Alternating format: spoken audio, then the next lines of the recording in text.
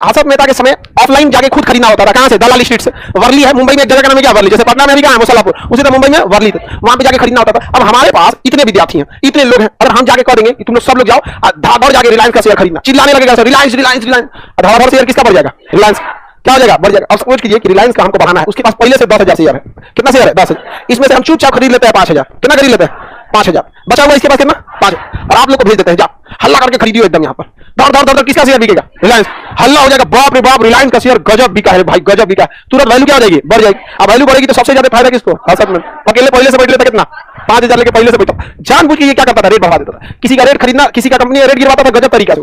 जैसे किसी कंपनी का सपोज कीजिए किसी का गिराना है, किसी का तो 10,000 शेयर है ना, अपने आदमी से कह देता था किसी से 100 को खरीद लो, 400 खरीद लो, 500 खरीद लो, इसे करके इसमें से कितना ले लेता था? 5,000।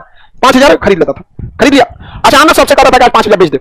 अब किसी कंपनी का शेयर अचानक से कोई 5,000 धर धर धर धर हर आधा घंटा 15 मिनट में बिकने लगेगा तो क्या होगा? कंपनी का शेयर गिर जाए, वैल्यू क्या रहेगी? गिर जाए। जब गिर जाएगी तो खरीद लेगा। यहाँ पे बहुत खतरनाक उसका दिमाग था। और वो ना कई और चीजें भी किया। उसके पास इतना पैसा कहां से आया था? तो उसका दिमाग तो ये था खतरनाक वाला। अब बैंक से क्या कर लेता था? लोन लिया था। तो बैंक लोन आपको लीगल कामों के लिए देती है, इलीगल के लिए नहीं। लेकिन बैंक इतना ध्यान नहीं दी क्योंकि बैंक का पैसा डूबा नहीं था, तुरंत क्या करता था? रिकवरी दे देता था। लेकिन होता तो गलत ही था। इनसाइडर ट्रेडिंग करने लगा। इनसाइडर ट्रेडिंग क्या हो गया? कोई ब्लैकमेल कर रहा था उसको।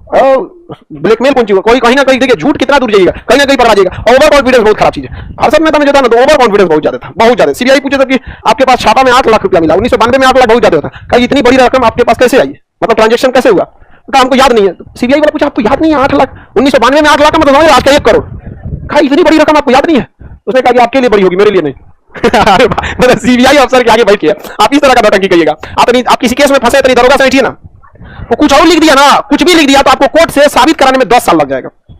क्योंकि कोर्ट गलत नहीं है, कोर्ट के पास इतना भीड़ है ना कि कोर्ट कर क्या सकती है आपको। लिख देगा तो आपको साबित करते करते कितना लग जाएगा?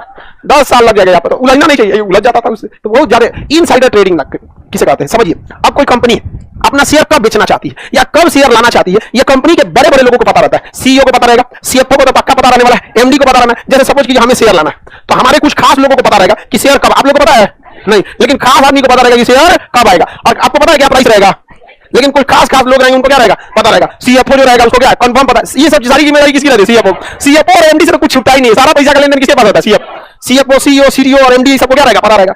अगर इसी में से कोई बाहर निकल जाए और अपने किसी रिश्तेदार को बोल दे कि देख इतने तारीख को शेयर आएगा, इतने पैसे का रहेगा, रेडी रहियो, तो उसका रिश्तेदार क्या करेगा? फटाक से खरीद लेगा। और ऐसा आदमी को करेगा जिसको कुछ पता ही नहीं है, सारा पैसा इसी का रहेगा, खरीदवाएगा किसके नाम पे? रिश्तेदार के नाम। इसे क्या कहा जाएगा? Insider trading. जब कभी कंपनी की गुप्त सूचनाओं को कंपनी के ही अंदर से लीक कर दिया जाता है तो उसे क्या कहा जाता है? Insider trading. बहुत खतरनाक होता है इनसाइडर। कंपनी डुबा देगा, समझ आएगी नहीं? कंपनी डुबा देगा, आराम से डुबा देगा। अब सपोज कीजिए ना कि हमको ले आना है 10,000 शेयर। कितना शेयर? 10,000 शेयर लाना है। तो सीएफओ को पता होगा कि नहीं? वही बैठ के फाइनेंशियल डीलिंग किया होगा सीएफओ, एमडी को भी पता ही होगा, सबको पता 10,000। अगर